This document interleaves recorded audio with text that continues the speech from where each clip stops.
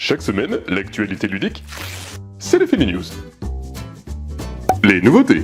Vital Lacerda est de retour avec House of Fado, un jeu expert plus accessible et moins long que ses œuvres habituelles. Vous y tiendrez un restaurant portugais et devrez faire les choix les plus judicieux pour attirer des clients, recruter des musiciens et donner du prestige à votre maison de fado. Dans ce jeu mêlant chaos et grosses tranches de rigolade, incarnez différentes espèces de dinosaures et tentez de survivre le plus longtemps possible aux catastrophes qui vous menacent. Chaque espèce possède un pouvoir capable de faire basculer la partie. Encore faudra-t-il le jouer au bon moment. Sort également cette semaine 5 cornichons, 4 bananes V, oui, Seigneur des Ténèbres, boîte rouge et boîte verte, et une pelle à neige d'autres. Bientôt disponible.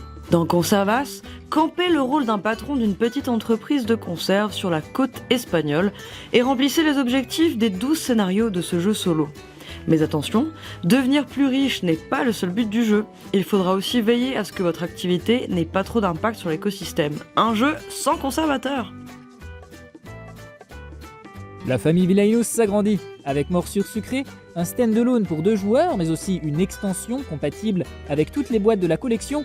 Les joueurs accueilleront 2 nouveaux méchants, Sa Sucrerie, des mondes de Ralph, et Shere Khan, du Livre de la Jungle. La méchanceté n'a pas de limite. Flip 7 est un jeu de cartes électriques basé sur le stop ou encore. Collectionnez des cartes une par une pour marquer autant de points que leur valeur. Seulement, si vous tombez sur une carte que vous avez déjà, vous êtes éliminé dans la manche. Scorez vos points en mesurant les risques au fil des tours et cumulez 200 points pour gagner la partie. Ce n'est pas si simple de dire stop.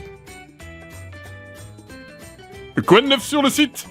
Place à 2025 et son lot de surprises ludiques. Quels jeux de société sont les plus attendus par notre communauté? Pour le savoir, Max vous a interrogé lors d'un live Twitch très animé. Après un savant calcul, conclu par un sondage, voici la liste des jeux qui ont obtenu le plus de suffrages. Il ne reste plus qu'à attendre sagement jusqu'à leur sortie. Les Philly News, c'est terminé. À la semaine prochaine, et la semaine prochaine justement, on connaîtra les nommés de l'As d'Or.